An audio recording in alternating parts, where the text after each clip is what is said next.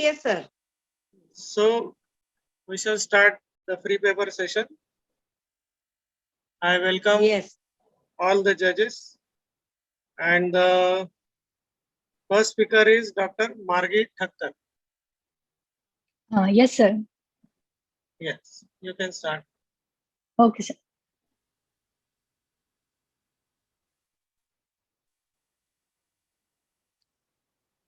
I'll just share my screen. Is my screen visible? Yes. Yes, yes. Okay. Good evening, everyone. I am Dr. Margit Thakkar, second year resident from Nagri Eye Hospital, Ahmedabad. I am going to present a case report of bilateral optic disc edema as the presenting sign of pheochromocytoma. Introduction. Bilateral optic disc edema can result from a variety of inflammatory, infectious, raised intracranial tension, toxic, metabolic, genetic, or vascular conditions, including hypertension. Optic disc edema should always lead to careful search for the cause. Bilateral disc edema is relatively less commonly seen in children. Pheochromocytoma is a rare tumor of adrenal medullary gland.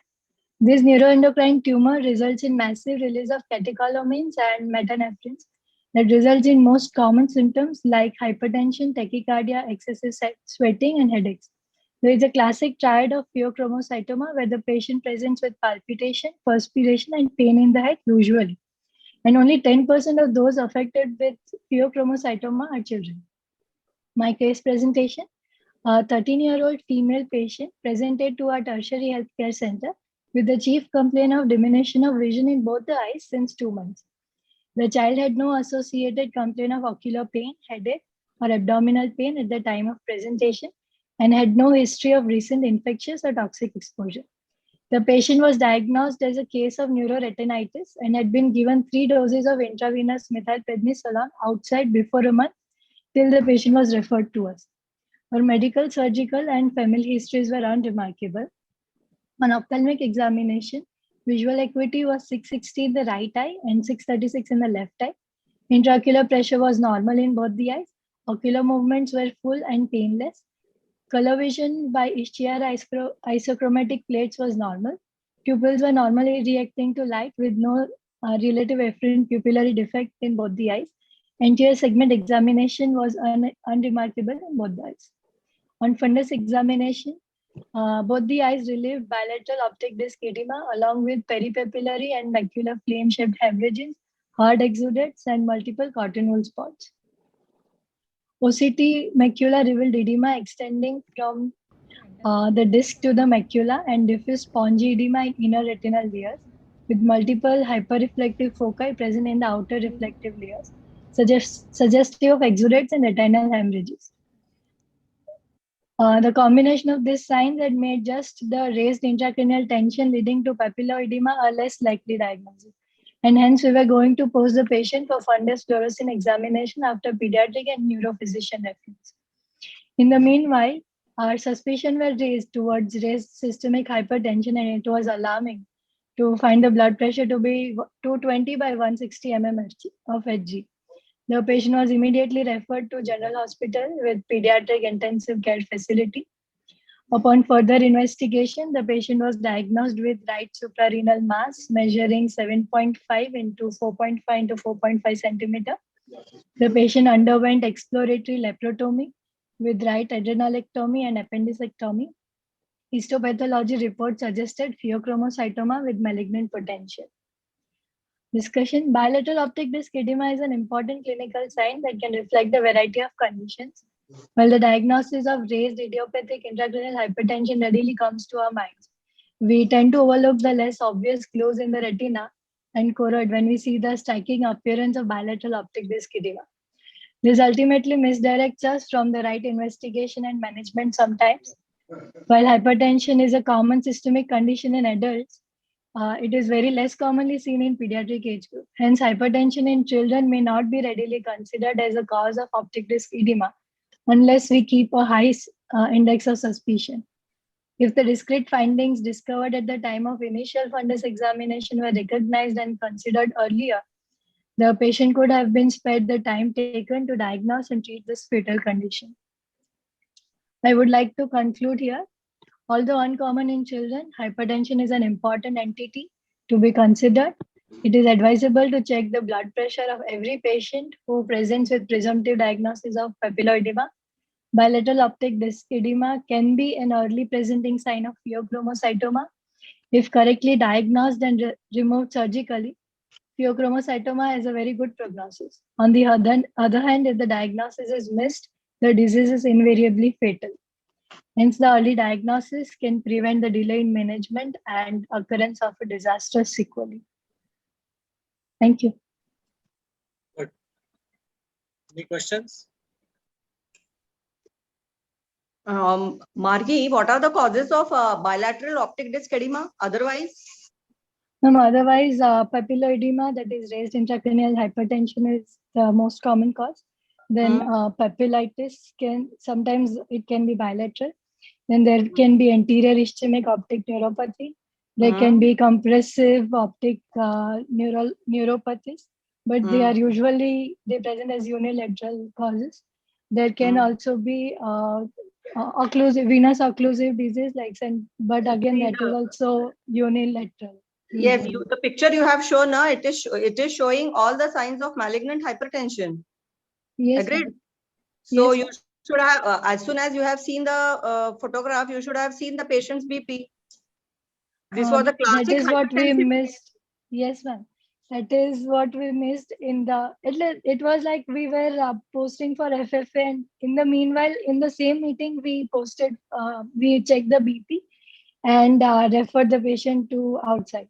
But the patient was given steroids elsewhere, diagnosing it as neuroretinitis. So No, retinitis doesn't look like this. It looks exactly. So that was the point. We should always take this into. Since blood pressure is less common in children. Yes, ma'am. Bilateral. Yes, ma'am. It was bilateral also. That also excludes usual neuroretinitis, and the age group also is different. So ophthalmology is a systemic disease also, na? It is a systemic. Yes, ma'am. You should always see the whole, every case as a whole person, whole individual, not only eye and only eye. Okay, this is the lesson. Yes, ma'am. Yes, ma'am. Okay. Yes, ma'am. And retina is the only place where we see the blood vessels as it is in the body. So, very rightly said. It is a window for our Yes, body. sir. Yes, sir. Yes, sir. It is window to brain. Yes, sir. Okay. Okay, good. Next, sir. Thank you. So next, Dr. Sheetal Pidawar. Dr. Sheetal. So Dr. Sheetal has already presented in one session prior, as she has COVID duty at this time. Okay. So we are cancelling it? Yes, sir. Okay. Yes, ma'am. So we should write down absent, or she is presented somewhere. Ma'am, she has already presented in the previous session. Same topic? Okay. Same topic, ma'am. Yes, ma'am. Oh. We'll write absent. Yes, ma'am. Yes, ma'am. So next is Dr. Upasna Okat. So Sheetal we write as absent. Yeah. Sheetal. Okay. For this session, she is absent, so we'll write down absent. Good evening, sir. Dr. Upasna. Yes, sir. Good evening, sir. Good evening, ma'am. Yes. I'll be.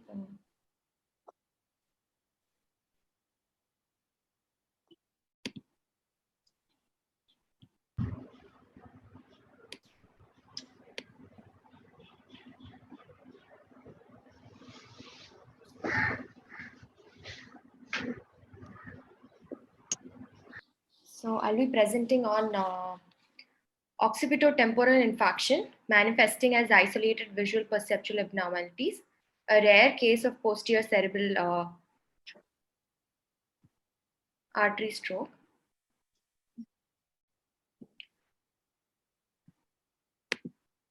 Shall I start, sir? Yes.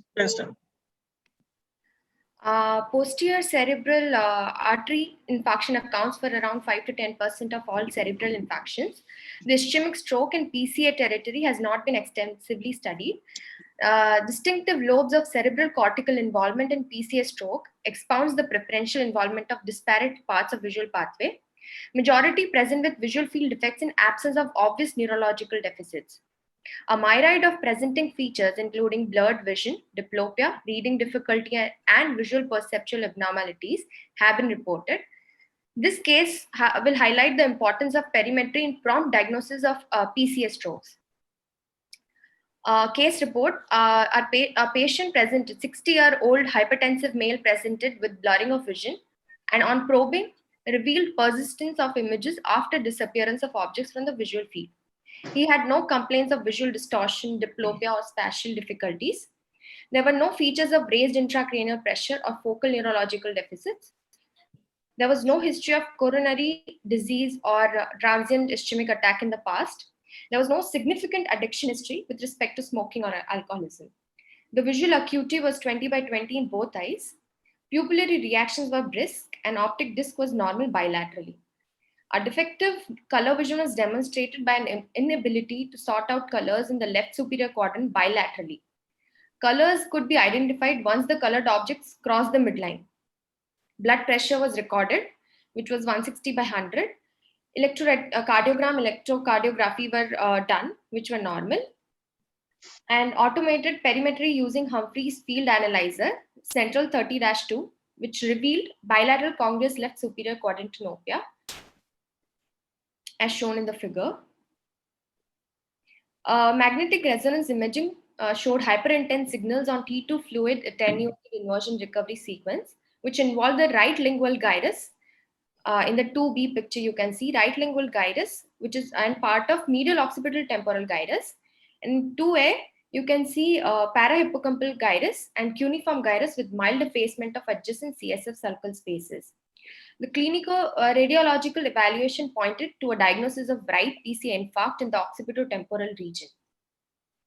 The patient was promptly referred to the neurophysician and was treated with antihypertensive drugs, aspirin 150 mg per day and clopidogrel 75 mg per day, according to Indian stroke guidelines, and a monthly follow-up was advised by the neurologist. Posterior cerebral will come to discussion. Posterior cerebral artery territory is seldom involved in ischemic stroke.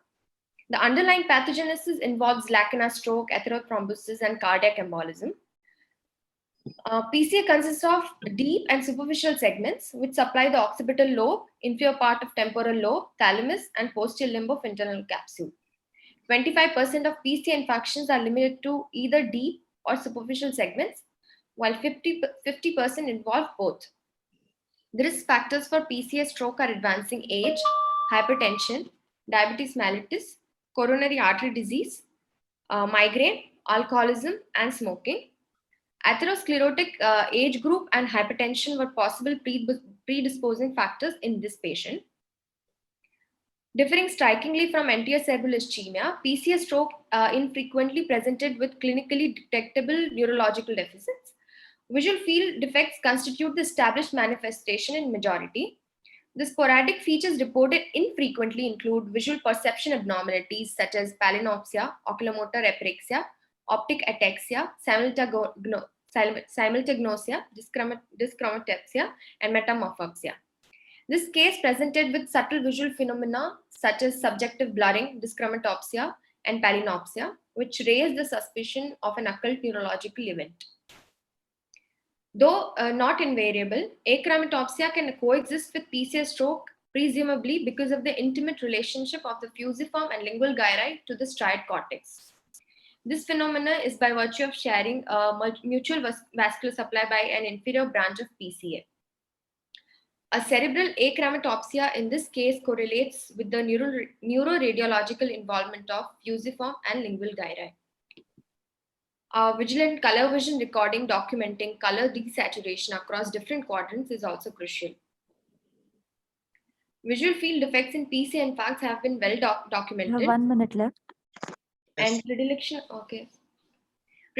for specific lobes of cortex determine the varied patterns of defects. Homonymous hemianopia or quadrantenopia is characteristic of post-chiasmal lesions. Occipital lobe lesion will give contralateral homonymous hemianopia, and temporal lobe lesions give superior quadrantenopia. Parietal lobe gives inferior quadrantenopia, and highly congruent defects will be consistent with lesions of occipital lobe or posterior visual radiation. So perimetry in this case uncovered a bilateral congruous left superior quadrantenopia, which will Please sum up now. Yes, sir. Please sum up. Yes, sir.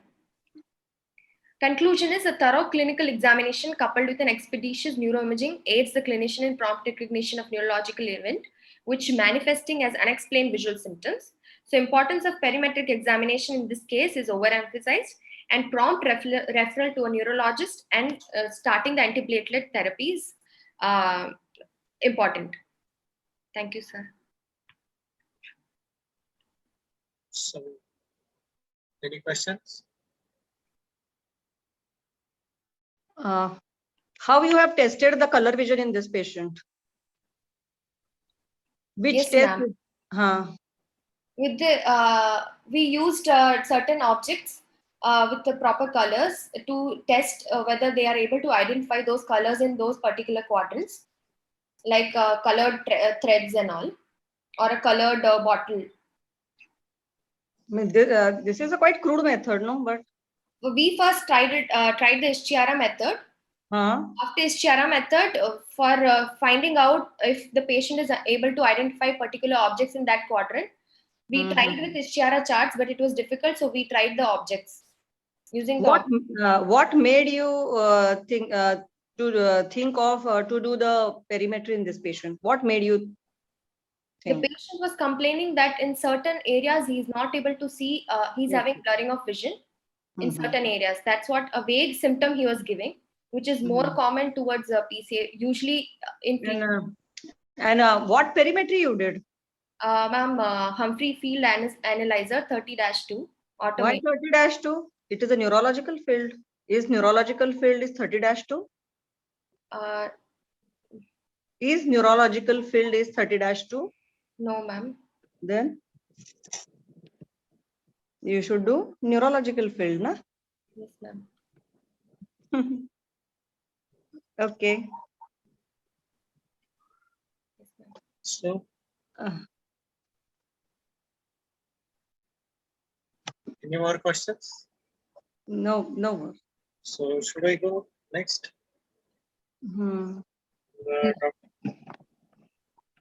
Dr. Aniket. Yes, sir.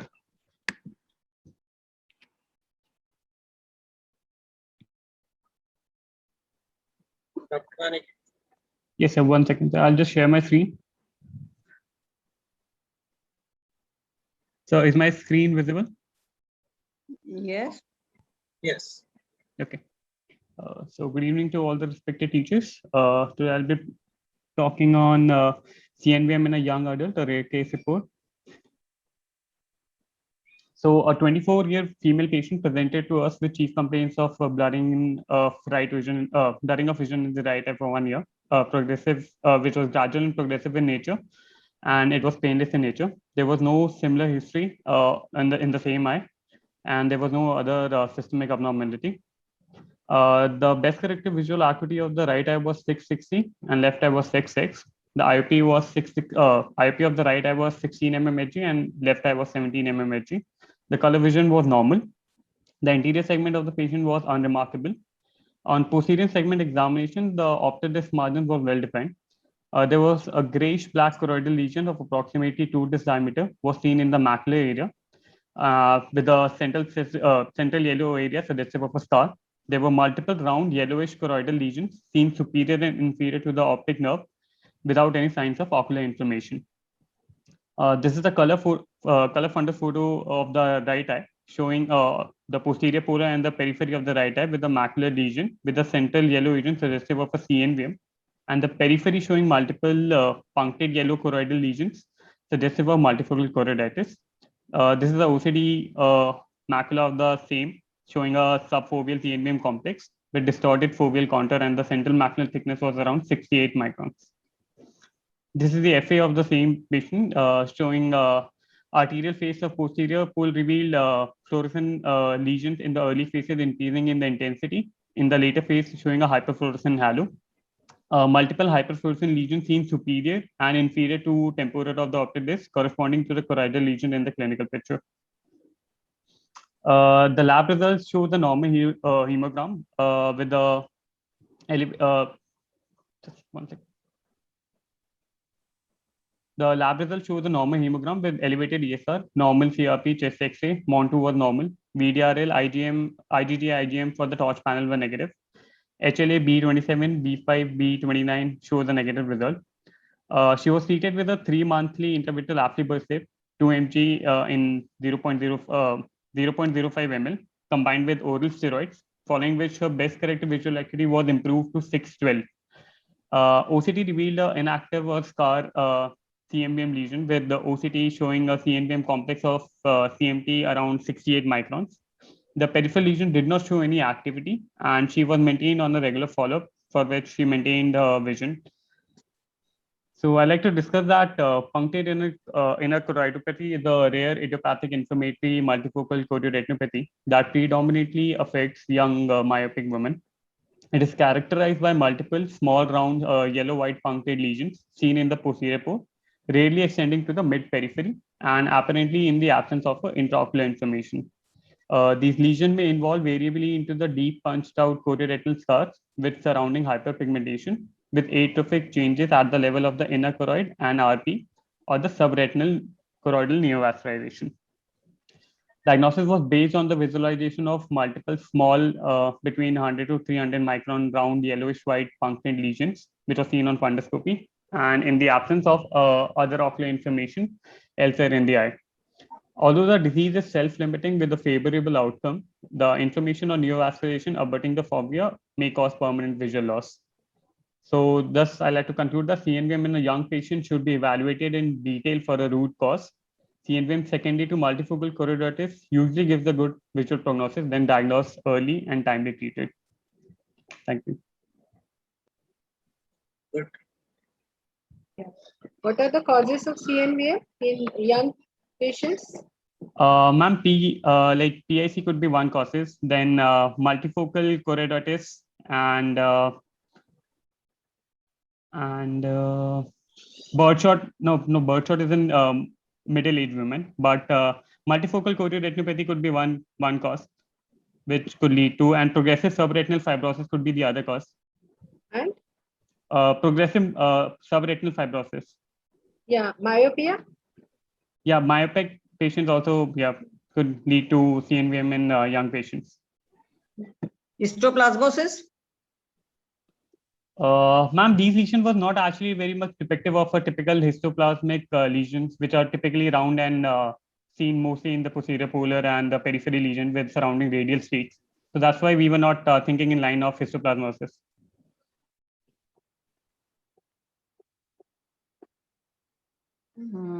This patient, what was the refraction in this patient? The best corrective visual acuity was 660 at the time of presentation. No, how much was the myopia? What was the myopia? What was the power of the eye? Sir, minus 2.50, sir. Okay, but normally refraction findings are little more. It's up to 4 to 5 diopters of myopia in such cases. Exactly. Yes, it has to go in little bit pathological type of myopia. Okay. Yours is a just simple myopia. It should be more than 5, 6. That is what is expected. And what type of myopia it was? Was it axial myopia or what type of myopia? What was the axial length? You should take actually, when myopia patient comes, you should know the parameters. Ma'am, axial length was around 25 in this patient. I don't see. Generally, these are degenerative conditions, no? Yes, ma'am. So they generally, if the size is more, then the degeneration is more. Yeah. That is what. And surprisingly, ma'am, in the other eye also there were not many changes in the left eye also. So will you like to give another thought to this etiology a little bit other than myopia?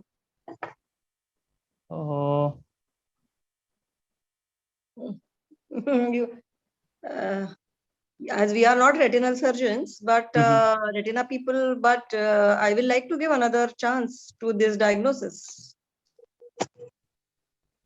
Yeah, but the thing was, ma'am, that just those You peripheral can lesions relate were it, not you can actually. relate it to the choroidopathy, but not myopic. I It's just feel. that, ma'am, the diagnosis which we were coming with the PIC, which was basically seen in young myopic patients. The only thing was contradictory was this, that the myopia wasn't very much relevant in this case. Otherwise, we were not able to come to other like multiple evanescent white dot syndromes in this patient. So that's why just with the FA finding, which was the early hyperfluorescence, which was basically seen only in two conditions like PIC and multiple evanescent white dot syndrome, which was not going with this case. So that's why by excluding the other Ruling diagnosis. out diagnosis. Yes, ma'am. It's a ruled out diagnosis, but Yeah. the only point going absolutely against favor is myopia. Myopia, yeah, exactly. Your myopia. Yes, ma'am. Okay, fine. Okay. Thank you. Thank you, sir. Thank you, ma'am. Thank you. Any more question? So, next speaker, Dr. Lovepreet Kaur. Yes, sir. Good evening, sir. Good evening.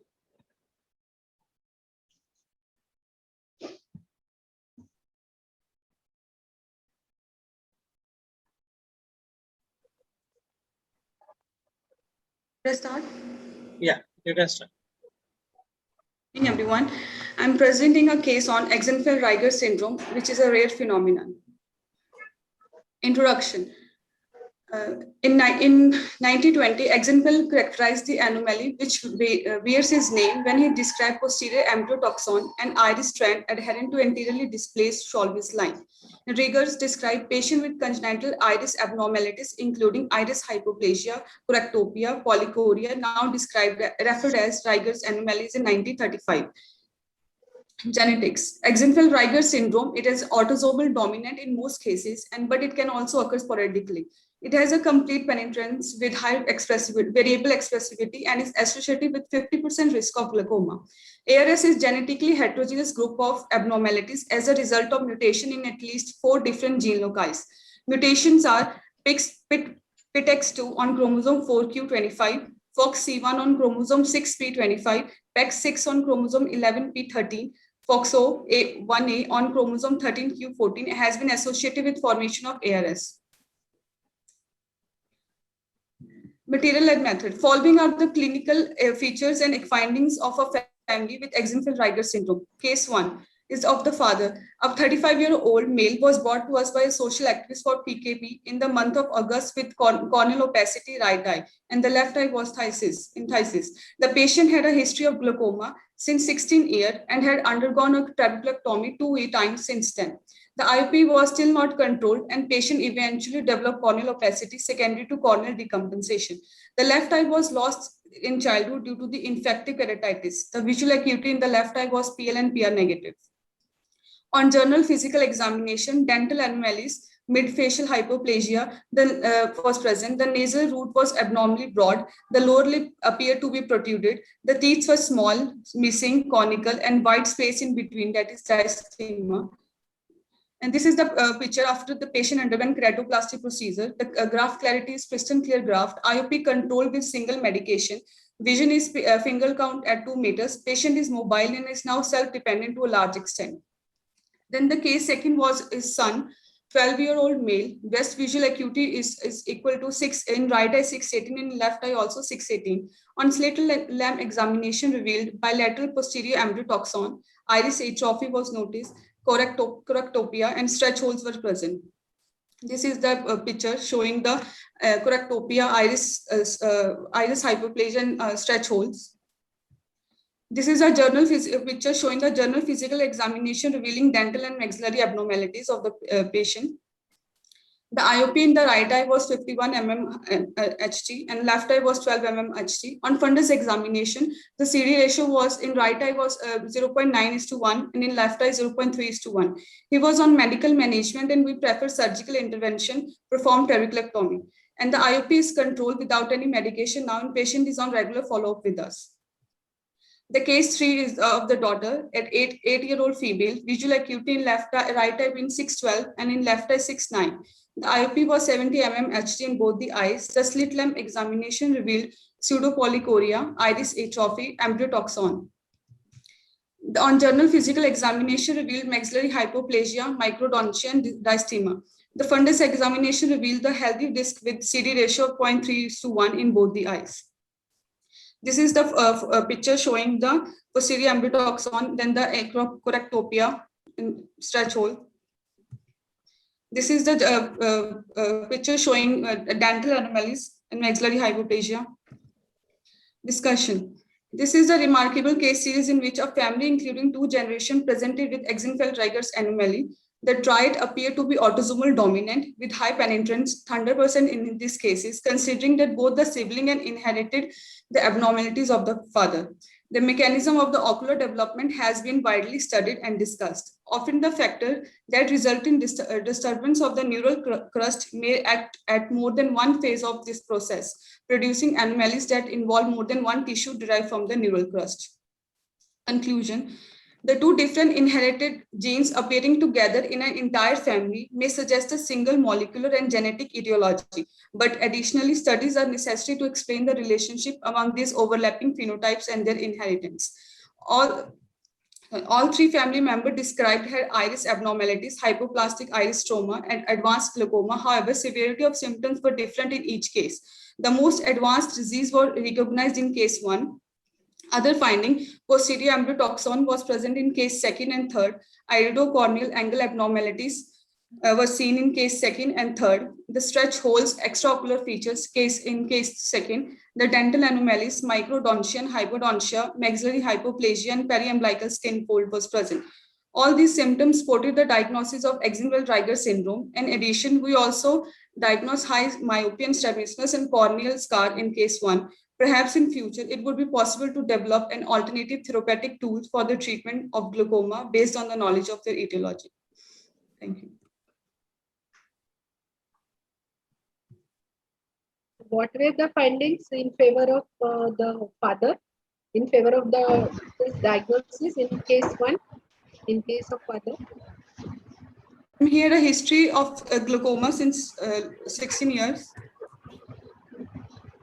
And which was not even controlled on. This is second, no? Case 1. Yes, this one. Yeah. His physical examination, it was the dental anomalies, mid hyperplasia was features was present, and the. What sophisticated investigation you should have done in this case? What sophisticated investigation you should have done in this case?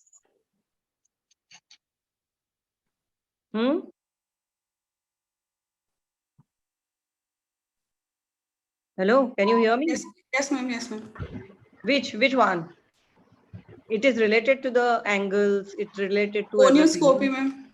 Gonioscopy you do routinely. Gonioscopy will not tell you everything.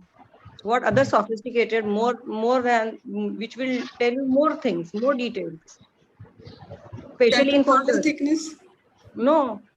ASOCT you should have done in this patient. You would have got all the configuration of angles. What is posterior ambryotoxon? What is posterior ambryotoxon? And it is a thin gray white arcuate ridge near the surface of the cornea, and it is basically it is anteriorly displaced Solbes line. Yeah, it is a thickened Solbes line. So if you would have done anterior segment OCT, you would have picked up all the pictures. Means your presentation would have been much better. Out of interest, you should have. Is it available in your hospital? Yes, ma'am. You should have done it, no? When the patient is like Axenfeld anomaly, the whole problem is in the angles and the periphery of the cornea, iris. You would have picked up all the findings. Okay. Did you take a family history of the first case? Because a family tree, you should have made a family tree, then you would know whether it is in genetic disorders, especially autosomal dominant. So did you ask the father about his parents? So he was giving a vague history. His father was having the same problem. of like glaucoma. And Okay, in such cases, you should make a family tree also, so that you can predict for the future generations also. Yes.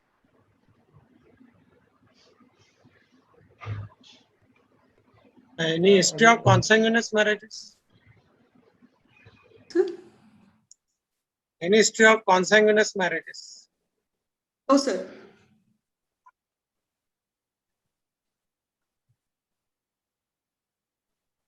Okay. And did you do any Thank you, sir. genetic studies for this case? No, sir. Okay, that is important in such cases. Okay. Thank you, sir. Good evening, Nandedkar ma'am. Good evening, Ranjana ma'am. Good evening, Shrikant sir. Hello. Good evening. Good evening, evening. Sonia sir. Good evening. Good evening. So we are right on time, and you can stop sharing, Dr. Lovepreet. So the next person can start sharing. Dr. Arnav is there? Yes, sir. Yeah, please start sharing your screen. Yes, sir. So I'll just start. You need to, Dr. Lovepreet, you need to stop. Yes, sir. sharing. Sir.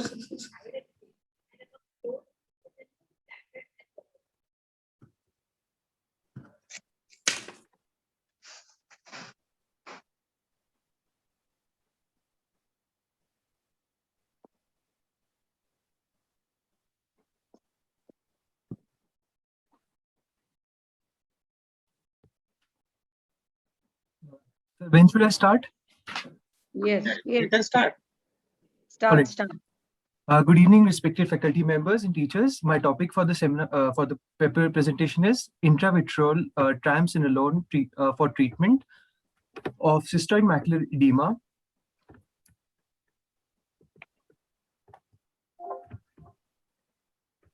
In a case of leukemic retinopathy with chronic myeloid leukemia. Chronic myeloid leukemia is a clonal myeloproliferative disorder of the hematopoietic stem cells characterized by the increased proliferation of the granulocytic cell line without the loss of their capacity to differentiate. Leukemic retinopathy is characterized by the presence of intraretinal hemorrhages, white-centered hemorrhages, and cotton wool spots. Ocular involvement has been seen in 9 to 90% of the cases, and it has been found that up to 90% of patients with leukemia will have fundus involvement at some point in their disease process. There is a paucity of literature on the treatment of cystoid macular edema in patients with CML. The management of CME in CML is limited to only a few case reports. So the purpose of this study is to validate the efficacy of intravitreal triamcinolone in the treatment of CME in a case of leukemic retinopathy with CML. A 60-year-old male presented to us with redness in both eyes since 2 days. He also complained of bilateral diminution of vision over the past 6 months. There was no history of diabetes mellitus, hypertension, trauma, or surgery. The best corrected visual acuity in the right eye was 6/12, and the near vision being N8, and in the left eye being 6/18 and near vision N8. On Goldman applanation tonometry, the IOP was 10 mm of Hg in both the eyes. These images show the NTA segment examination, which shows subconjunctival hemorrhage and immature cataract in both the eyes, also seen in the inset image. On fundus examination, there was optic disc edema, tortuous dilated retinal veins, macular edema, multiple intraretinal hemorrhages, white-centered hemorrhages called as rod spots, and leukemic infiltrates. On the OCT examination, the right eye showed macular edema with epiretinal membrane, and the left eye showed macular edema without any epiretinal membrane. The investigations that were done were the complete blood count, which showed hyperleukocytosis and thrombocytosis. The peripheral blood smear examination showed microcytic hyperchromic anemia with anisopoikilocytosis. Hemoglobin was just 5.3 grams per deciliter. Hyperuricemia was 9 milligram per deciliter. DLC showed an increased number of circulating mature and immature granulocytes with the presence of blasts, which is important. And physical examination showed hepatosplenomegaly. So a medical reference was done. by the medicine department, and based on the clinical and hematological investigations, a diagnosis of CML with leukemic retinopathy with cystoid macular edema was made. So the patient was put on a tablet imatinib 400 milligram BD, and we advised patient injection intravitreal triamcinolone acetonide in both the eyes. This was the resolution of optic disc edema as seen in the images. After 2 months, there was decrease in tortuosity of the retinal vasculature and also decrease in the macular edema. There were decreased intraretinal hemorrhages. However, there was some present at the periphery. There was decrease in the rod spots and leukemic infiltrates as well. The OCT showed resolution of the macular edema in the left eye and decrease to a larger extent in the right eye. So direct leukemic infiltration can lead to anterior segment uveal infiltration, orbital infiltration, optic nerve infiltration, and cranial nerve palsies. The secondary changes are the result of associated hematological abnormalities such as anemia, thrombocytopenia, hyperviscosity, and immunosuppression. Retinal hemorrhages are most commonly seen in the posterior pole. The hemorrhages are usually intraretinal, either round or flame-shaped. However, subhyaloid or vitreous hemorrhage may also be present. The intraretinal hemorrhage may contain a white dot that is called as the rod spots. These are nothing but cellular debris, capillary emboli, or accumulation of leukemic cells. All patients with leukemia should have an ophthalmic assessment at the time of diagnosis and periodically at least every 6 months thereafter. Retinopathy typically resolves with the treatment of CML with tyrosine kinase inhibitors like imatinib. Patients on tyrosine kinase inhibitors should be also seen for side effects like low blood counts, edema, hemorrhage, skin rashes, etc. 1 minute left. Newcott et al. Have reported the role of intravitreal bevacizumab and triamcinolone for the treatment of CME associated with CML and imatinib therapy. Horgan et al. Reported a patient who represented with CML-related CME that oral acetazolamide therapy was used to treat the macular edema, and full resolution occurred when the patient underwent a bone marrow transplant. So the conclusion of the study being intravitreal triamcinolone could be a viable option to treat CME in a case of leukemic retinopathy with CML.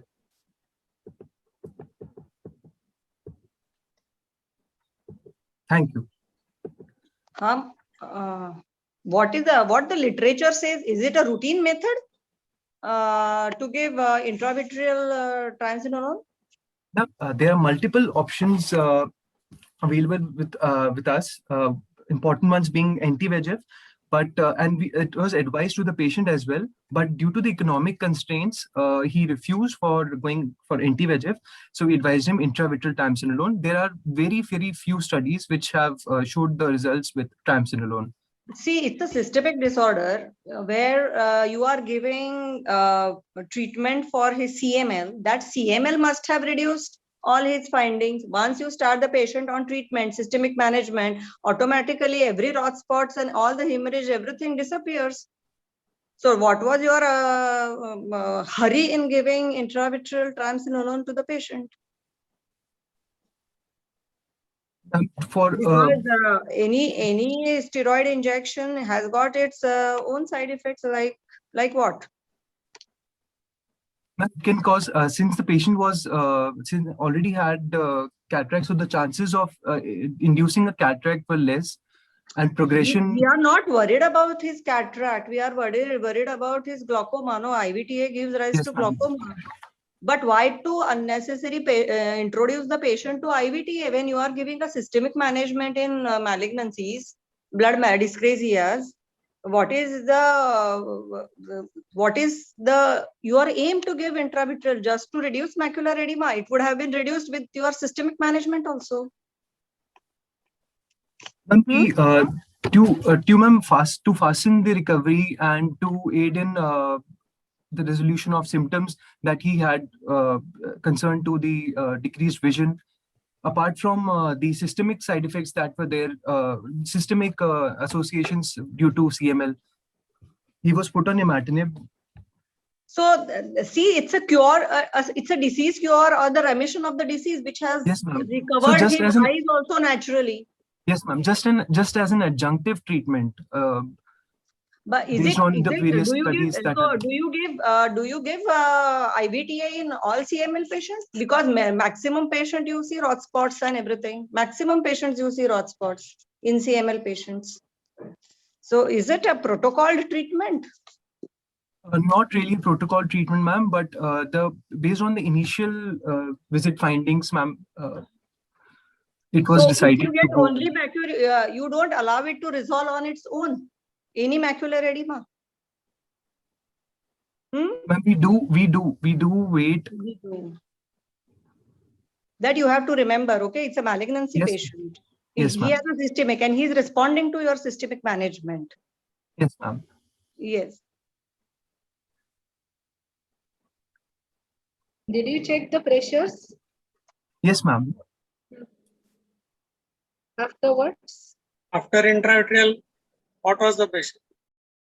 The pressure was after 1 and 2 months of treatment, the pressure was around 14 in the right eye and 17 in the left. Okay.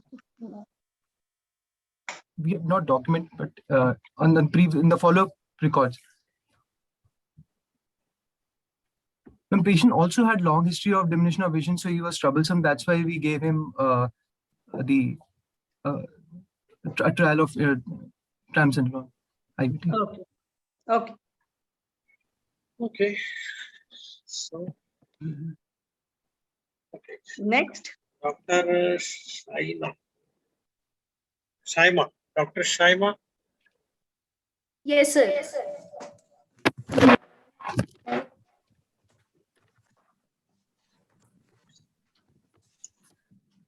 Dr. Shaima, are you ready? Yes, sir.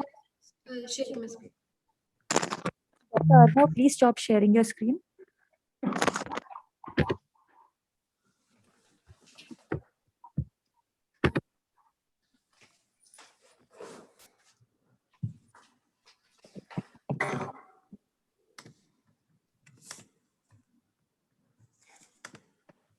Dr. Shaina, please share your screen. Yes, yes.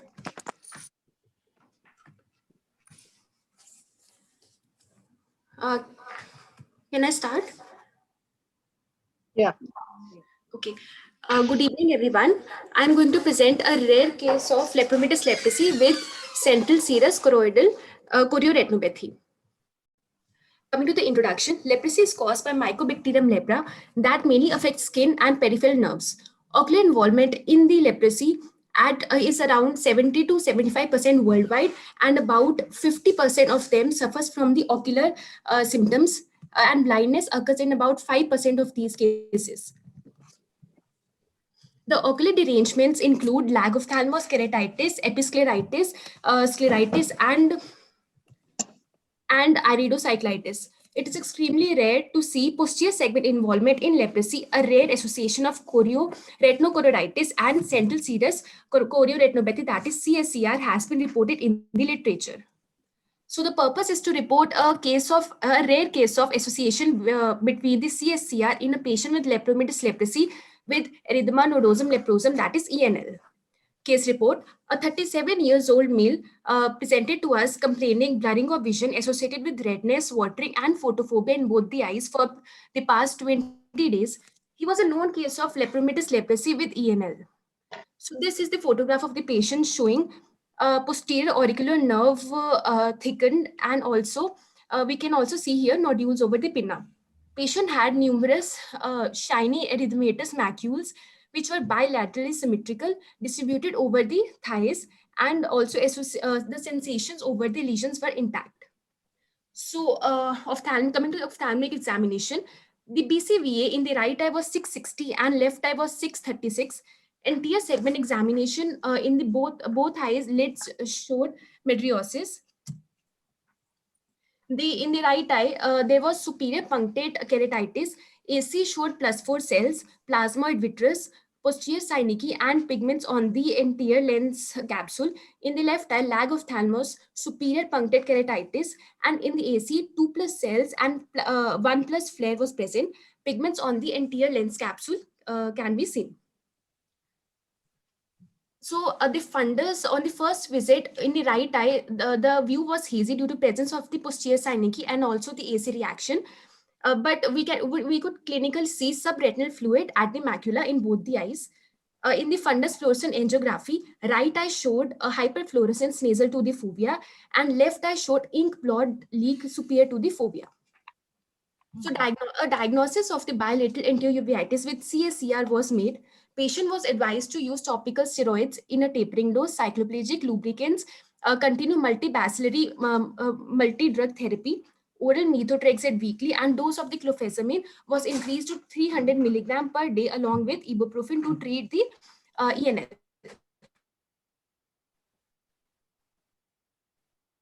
And 2 weeks follow, patient came easily viewed. The fundus and the OCT was done. In the right eye showed shallow subretinal fluid with retinal pigment epithelium detachment and fibrin nasal to the fovea. In the left eye showed subretinal fluid at the macula. So after 6 weeks follow-up, the fundus and OCT in the right eye showed resolved subretinal fluid and fibrin nasal to the fovea, and in the left eye showed subretinal fluid was reduced. Coming to discussion, ocular involvement in leprosy can be due to direct infiltration by the mycobacterium or due to the immune damage caused by the reactionary episodes in the leprosy. The paralysis of the seventh nerve gives rise to the weakness of the orbicularis muscle, which leads to ectropion and lag of thalamus. Cornea may show superficial punctate opacities and interstitial keratitis, particularly in the upper and the outer quadrant. In some cases, minute nodules or pearls will be seen on the surface of the iris. CSCR is an idiopathic disorder characterized by a local serous detachment of the neurosensory retina at the macula. The risk factors include males with type A personality, emotional stress, steroid intake, Cushing syndrome, or really it can be also associated with leprosy. So the pathogenesis include in the patients with ENL, the studies have shown increased amount of TNF alpha, interleukin 6, interferon gamma in their serums and cutaneous lesions. And in these CSCR patients, they found increased pro-inflammatory cytokines like interleukin 6, interleukin 8, etc. So the interleukin 6 increases the vascular permeability by increasing the expression of the VEGF. VEGFs they can lead to increase in the 1 minute left. choroidal vascular hyperpermeability, increase choroidal hydrostatic pressure that overcomes the RP barrier function. This leads to accumulation of the subretinal fluid causing the CSCR and can also lead to RP detachment. So ENL is mainly treated with corticosteroids. Steroids are to be given for extended period of time. But as CSCR worsens with systemic steroids, so in order to avoid the systemic steroids for the management of the ENL, alternative therapies includes immunosuppressants, antimalarial drugs, and clofazimine in higher doses can be used. Coming to the conclusion, this case highlights the association between CSCR and leprosy that is rarely reported in the literature and management of this patient with steroid-sparing therapy. Thank you.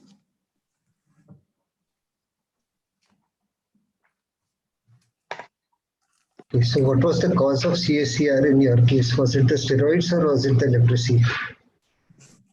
Sorry, sir. What was the cause of CSCR in your case? Was it the steroids or the leprosy? No, sir. It was because of leprosy only. The steroids were not initially started and patient came to us. So we diagnosed CSCR and we advised the derma department not to start with the steroids. Was there active iritis?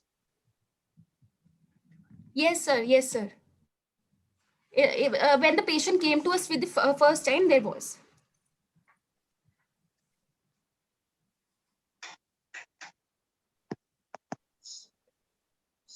What were the signs of activity of the disease, that is iritis, at that time? Active disease? Ma'am, there was cells in the anterior chamber, then flare was there, and we could also see synechia present. The patient had redness. Synechia are the indicators of activity of disease, active disease? No, ma'am. It tells chronic. Actually, presence of the synechia tells us chronic like disease. Is it not just association of CSR with lepromatous leprosy, because your patient is just absolutely fit in a simple CSR patient, 37 years old. He must be under stress because of lepromatous leprosy. Ma'am, it could be, but as we got CSR, so it is advisable not to start steroids. Anyways, That's okay. We never start steroid in any Anji. CSR patient, whether it is with whatever. What points were in your mind to say that CSR was because of lepromatous leprosy? Ma'am, because when the patient came first, on the first visit, then also the patient, according to the derma department, then also patient had a little like this patient was diagnosed with leprosy 4 months back.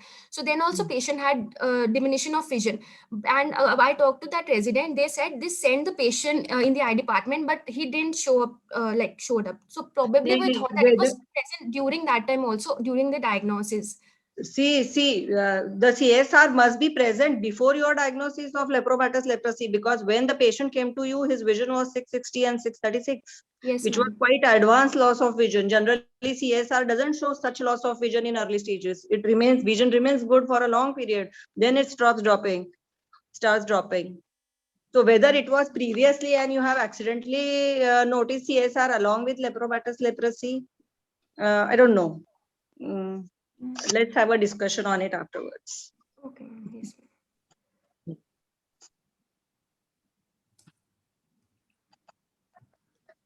Okay, sir. Can we have a next? Thank you. Thank you, sir. Okay. Dr. Deepal Patel.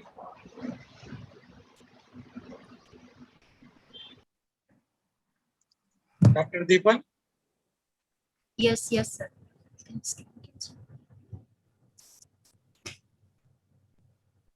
Share.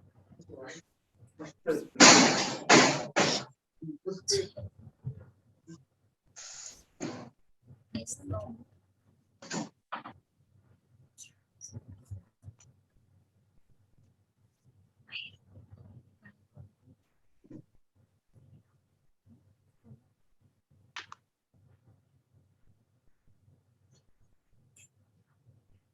Can you hear me? Yes. Yes. Is my screen is visible? No. No.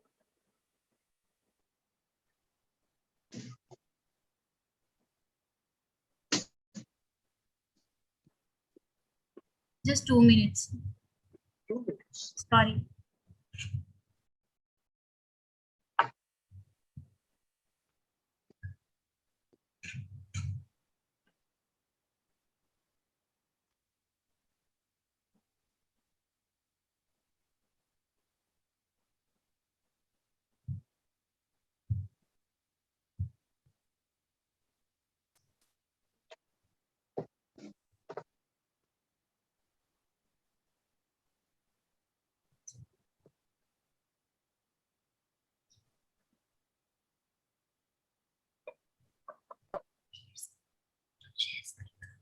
Not able to start, Deepal? Yes, ma'am, there is some problem. So can we move on to the next student? Geeta, are you ready? Dr. Geeta. Yes, sir. If you are ready, you can, sir, should we allow her to present? Prasad, sir? Yeah, if Deepal is having problem, we can start we'll next start. week. She will do it in the end. Geeta, Yeah. you can start.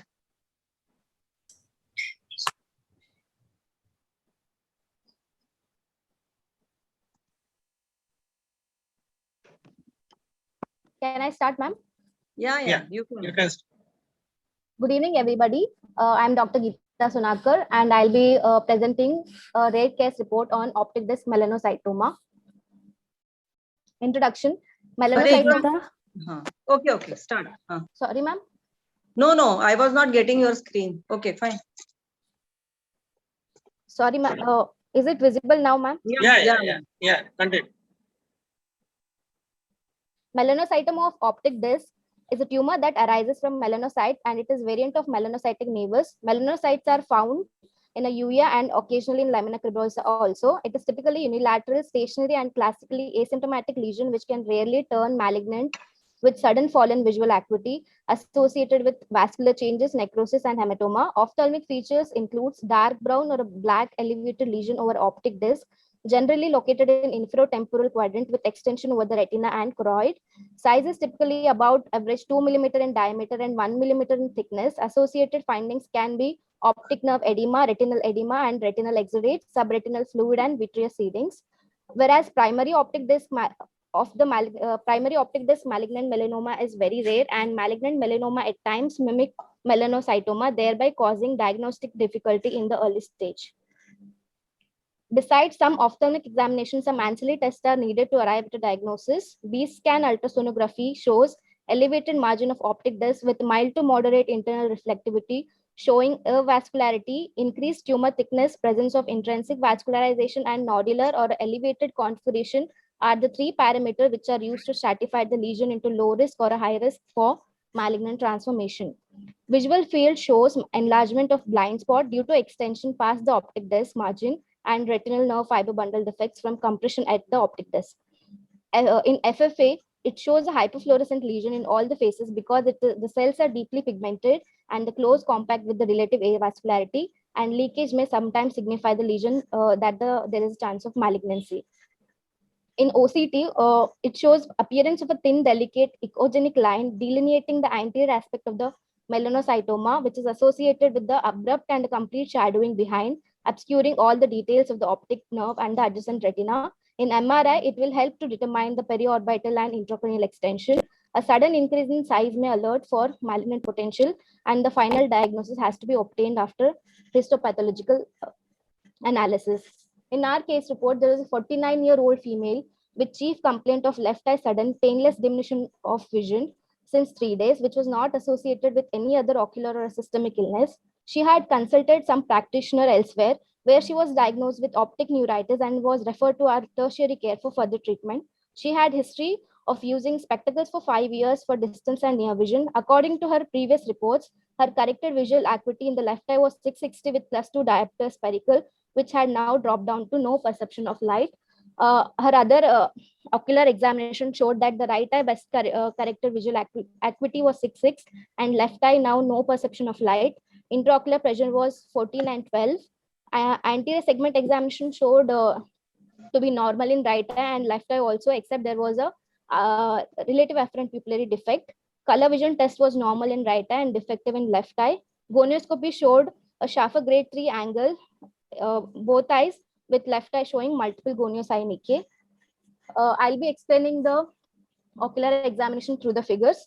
In fundus examination through the indirect ophthalmoscope, it shows a relatively blurring of it revealed the blurring of the disc margin with circumferential disc edema and black pigment over the infranasal quadrant extending to the peripapillary region, macular edema and macular force in the left eye, where the fundus of the right eye was normal. In left eye ultrasonography, you can see there is a 2.5 millimeter elevator at the optic disc with no evidence of any other abnormality. MRI of the brain and eye showed 2.7 into 2 millimeters size button-like abnormal signal intensity lesion at the optic disc extending 1.9 millimeter into the optic nerve, which appeared hyper-intense on T1 weighted image and hypo-intense in T2 weighted image. And the lesion also showed enhancement on the post-contrast studies. In OCT, it revealed a dome-shaped elevation of the optic nerve head with shadowing behind, obscuring the optic disc and retinal layers. Other systemic investigations were found to be normal, and the patient was sent to our affiliated cancer hospital where details were reviewed and the patient was reassessed, and the optic lesion was suspected to be malignant potential due to sudden loss of vision, and the left eye enucleation was advised. And the patient underwent surgery by an onco-ophthalmologist under local anesthesia, and the left eyeball with optic nerve section of 1.8 centimeter length was removed, and the eyeball was sent for histopathological evaluation. The microscopy shows that there was melanocyte with highly pigmented, and on the second figure you can see that on a melanin beach the pigmentation I have disappeared. 1 minute left. Yeah. And it clearly showed that it was non-infiltrating without the presence of pleomorphism or mitosis. Coming to discussion, it is believed that the optic disc it was described by Zimmerman. He first coined the term optic disc melanocytoma, and he told it to be a benign intraocular tumor, and with malignant transformation is about 1 to 2%. And a study by Shields et al. Of 115 cases of the optic disc melanocytoma showed that there is a significant percentage of the melanocytoma grow if followed long term, and the 2 lesions were found to be malignant transformation on the follow-up. Highest elevation of on ultrasonography showed only about 2.6 millimeter in the height and basal diameter 4.5 millimeter, whereas in the malignant melanoma they tend to be larger or more elevated. MRI appearance of the melanocytoma and UL melanoma is similar, but which will hence not help us in the diagnosis. FFA is also helpful in delineating the vascular nature of the lesion, and it can show the points towards malignancy. And in our case, we suspected melanoma, which after enucleation and the histopathological evaluation, we diagnosed as a melanocytoma. So concluding that, here lies the importance of the close continuous observation and serial color photography in every visit to monitor the size and rate growth of the tumor to guard against the malignancy transformation. Multiple imaging modalities are needed to confirm the benign nature lesion through, though only histopathological assessment provides confirmatory evidence. Thank you.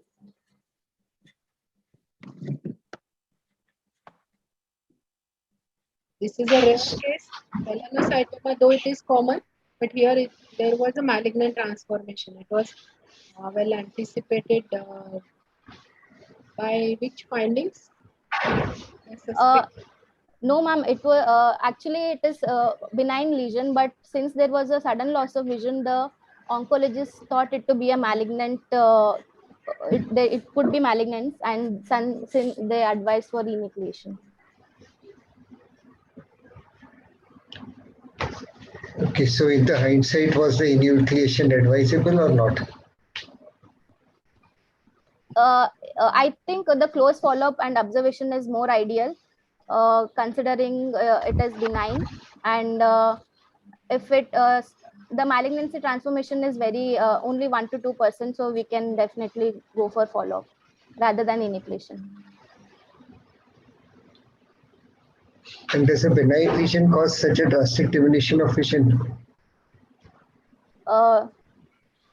No, it can be due to the involvement of the macula or the subretinal fluid, but due to in some studies it shows that the vision can come back to normal through the decrease in the subretinal fluid or such cases, but not due to malignant transformation.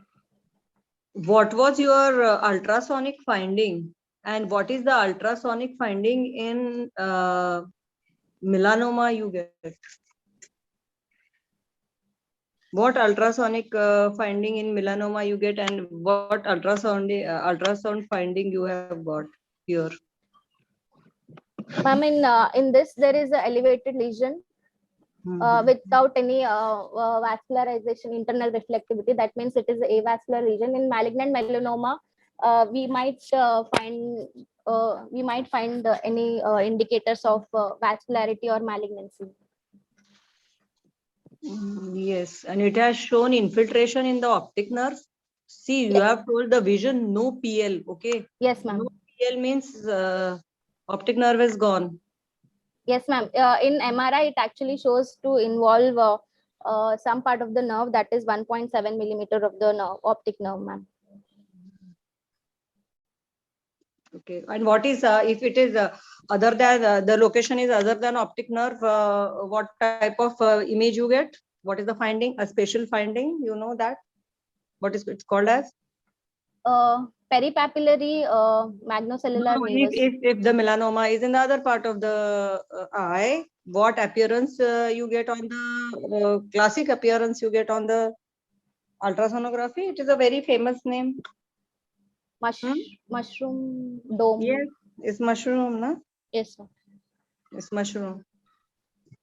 Or boat collar. What is called that? I remember the name mushroom. Not. I don't know the other So name. how it looks? How it looks on ultrasonography? Read from the book. Yes. Okay.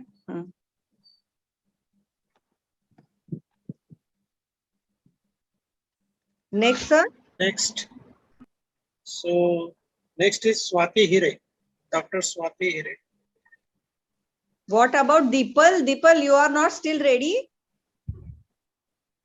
Yes, ma'am. Ready. So should we start with Dr. Deepal? Yes, yes, sir. Because she was. Okay.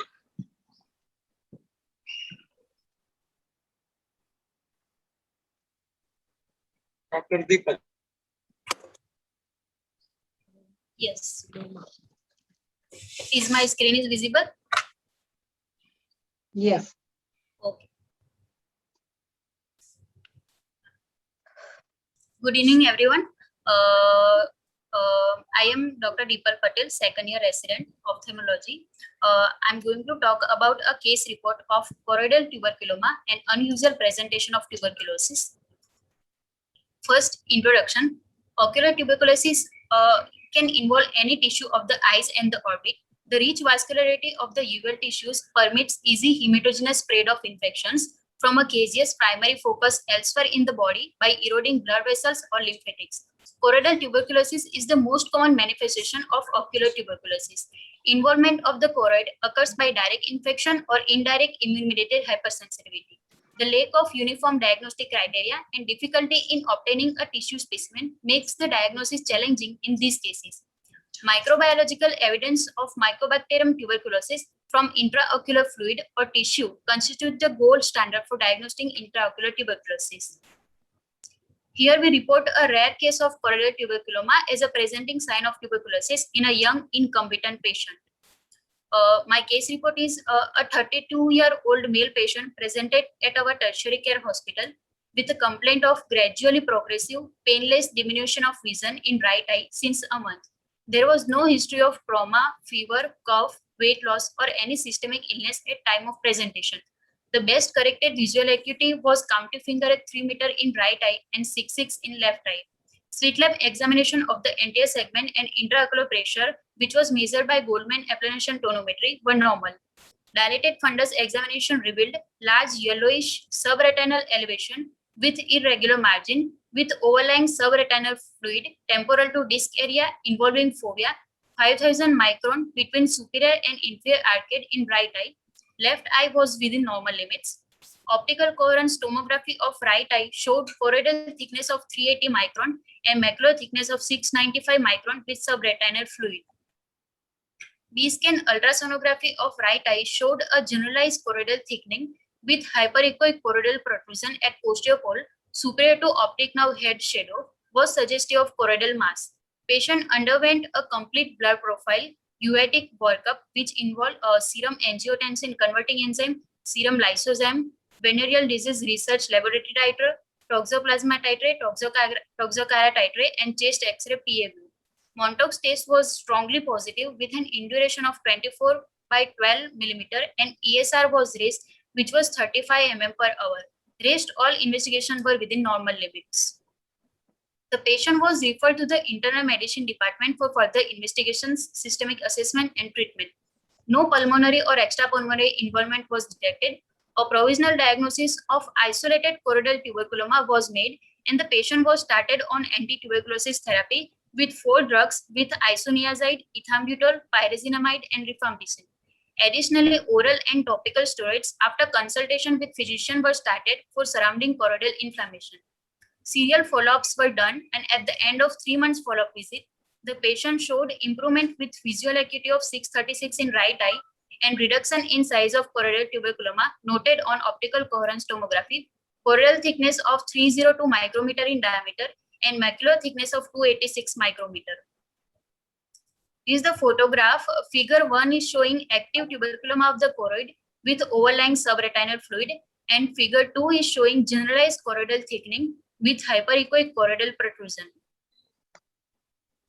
This figure is showing altered foveal contour, generalized retinal thickening with subretinal fluid and retinal pigment epithelium Brooks elevation in optical coherence tomography.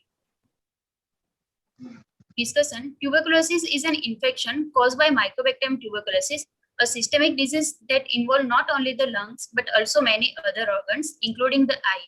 Although ocular tuberculosis is a rare event, it can occur with or without evidence of systemic tuberculosis and can in any part of the eye. Rarely, a tuberculoma may be the presenting sign in a patient with no evidence of systemic disease. In recent years, measurement of interferon gamma by quantiferon TB or enzyme-linked immunoabsorbent spot has become a new technique to diagnose tuberculosis infection. Imaging techniques such as fluorescent angiography and B-scan can assist in exploring other diagnoses, especially intraocular tumor or infective abscesses.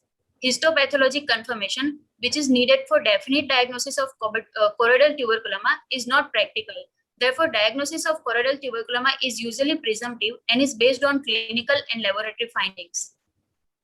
Conclusion. Ocular tuberculosis poses a challenge for diagnosis and should be kept as one of the possible diagnoses, especially for patients coming from endemic areas. In the present case, early diagnosis and prompt treatment lead to a favorable response demonstrated by decrease in the size of tuberculoma documented on optical coherence tomography at 3 months. Take-home message. Ophthalmologists play a special role in educating fellow providers and healthcare professionals about the possibility of ocular tuberculosis and its visual implications if gone undiagnosed. Appropriate diagnostic modalities are required to establish an accurate diagnosis and initiate a treatment to prevent a probable visual loss. These are my references. Thank you. Do you think it is worth to start steroids, oral steroids in this case? Oral steroids are required because to prevent delayed hypersensitivity reaction and associated choroidal inflammation. So it is required. After consultation with physician. What another investigation you should have done in this patient? We can do HRCT and fundus fluorescent angiography to exclude other differential diagnoses like intraocular tumor, amesotic melanoma. Yeah, gene expert also you should have done. Other that interferon or gene expert. Another than tuberculosis, what other disease you should have thought of in such patients? And you should always suspect, because we are in India. Which other associated disease you should suspect? HIV. Correct. You have to suspect HIV in all the patients because HIV and tuberculosis go hand in hand in India. Co-infection. Yes, yes. Have you done HIV of this patient? Yes, ma'am. We have done. You have done it. Yes. You should actually mention it. You know. Negative patients. Yes. That makes a lot of difference in the improvement of the patient. Yes. Okay. Okay, so your diagnosis was based purely on Montague's test, is it? Yes, Montague's test and also in dilated fundus examination and on optical coherence tomography. So your diagnostic basically indications towards tuberculosis was only this, no? Montague's test. So is it sufficient in India to diagnose tuberculosis? Sir, we cannot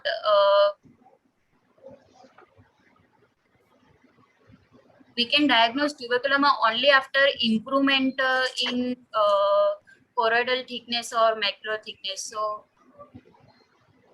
it is only presumptive diagnosis. We can. I would have gone for HRCT. What are HRCT findings to diagnose it as a tuberculosis? Tell me, what is the criteria on HRCT? You should know tuberculosis very well. We are staying in India. You should know tuberculosis very well. In HRCT, there may be nodules, linear opacities, consolidation, cavitation? No. HRCT we do only for nodes. So the nodes tell you, lymph nodes tell you everything. It is not like a COVID HRCT. Okay, it is a HRCT for lymph nodes we do. Okay, yes, ma'am. So you should know, tuberculosis very well. And Yes. these only two findings you should do HIV, and you must do gene expert or interferon gold. Okay, yes. Those are quite confirmatory diagnosis, and they are quite sensitive measures actually. Yes, ma'am. Okay. Okay, next person. Thank you. So next speaker, Dr. Swati Hire. Yes, sir.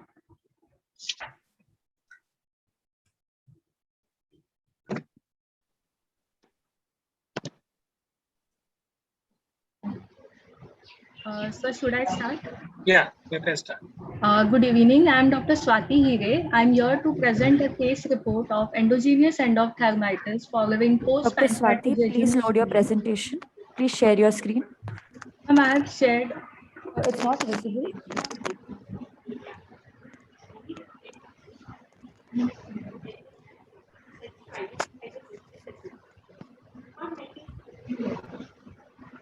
Ma'am, now it is visible?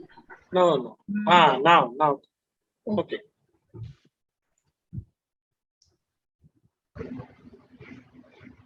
Good evening. I am Dr. Swati Hire, here to present a case report of endogenous endophthalmitis post-pancreatojejunostomy in patient with liver abscess and chronic necrotizing pancreatitis.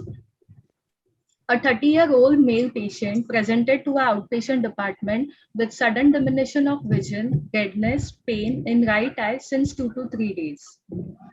Patient was a known case of necrotizing pancreatitis and liver abscess, for which a surgical procedure, pancreatojejunostomy, was done 1 month back.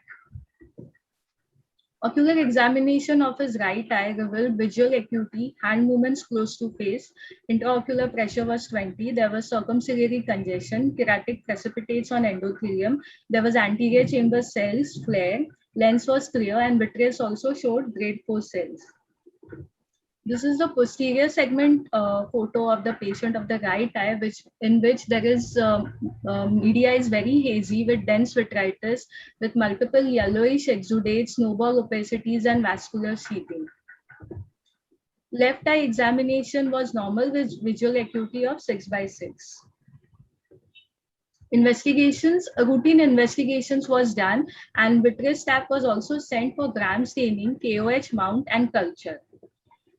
Suspecting bacterial or fungal as the most common cause of endogenous endophthalmitis in a patient of liver abscess, patient was started on systemic therapy of intravenous augmentin 625 mg twice a day for 7 days, intravenous voriconazole 100 mg twice a day for 9 days, and intravitreal injection of vancomycin, ceftazidime, and voriconazole was also given. Topically, the patient was started on 45 drops of above and atropine eye ointment. Vitreous tap report showed no growth of any organism. Day 7, there was no improvement in visual acuity or ocular condition of the patient. Suspecting viral as the cause, systemic antiviral therapy in the form of acyclovir tablets 800 mg 5 times a day was started. Day 9, that is 2 days after starting antiviral therapy, the condition of the patient improved. Visual acuity improved to finger counting 1.5 meters. As we can see from the clinical photograph, the eye was quiet, anterior chamber reaction decreased, vitritis decreased, the vitreous exudates decreased in number, and few of them got organized. So, endogenous endophthalmitis is an uncommon but potentially devastating intraocular infection in which pathogens reach the eye via bloodstream. Patients with history of pancreatojejunostomy post-liver abscess are at increased risk of endogenous endophthalmitis. Though bacterial and fungal organisms are most commonly involved, a suspicion of viral agents should also be considered. Thank you.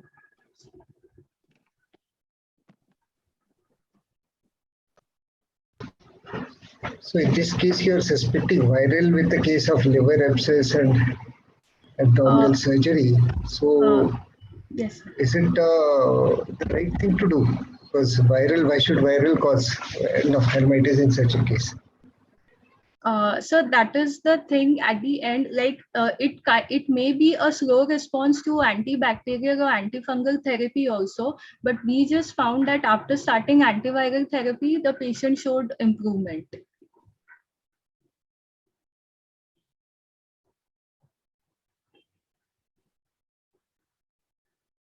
And how do you differentiate it from severe choroiditis? You say there is snowball opacity and then this sheathing. Could you think of any other diagnosis other than endogenous endophthalmitis? So it could be a posterior vitritis, posterior uveitis also. So then it could be because of immunodeficiency state also. But in blood reports, it came negative, sir. So.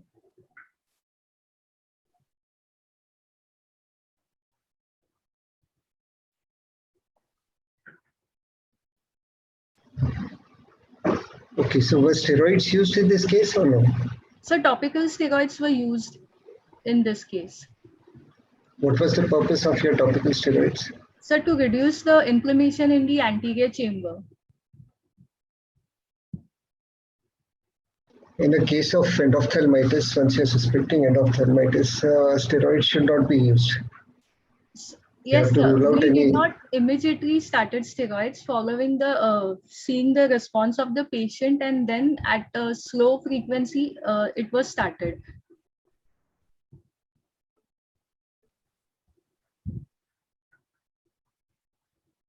Okay.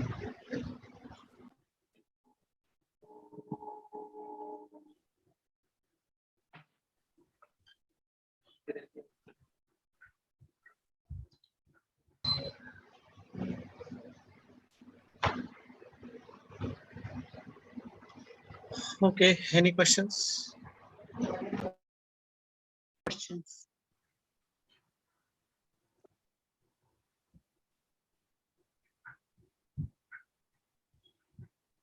So, Sir, Prasad sir, where do you work, Prasad sir? I am practicing here in Nandurbar. It's a Adivasi district. I know Nandurbar, sir. I know Gavit very well. Okay, very good. And Vaikar sir, where are you? Well, I'm HOD at Ashwini in Mumbai. Achha, Level Hospital, Ashwini. Yes, ma'am. So thank you all the judges. Sorry, I could not be there whole of the time. There were 3 free paper sessions going on. Thank you, Nandedkar ma'am. Thank you, Ranjana ma'am, Shrikant sir, and thank you, Sonar sir, for conducting it so well. And thank you all the participants that they participated despite of their COVID duties and everything. So we must applaud all the participants who managed to present despite of doing off-tel work, COVID work, and plus the academic work. The results will be announced soon and it will be informed to all the participants within a day on their email, and you will receive the certificates on your email, but that will be after 30th May after the conference is over.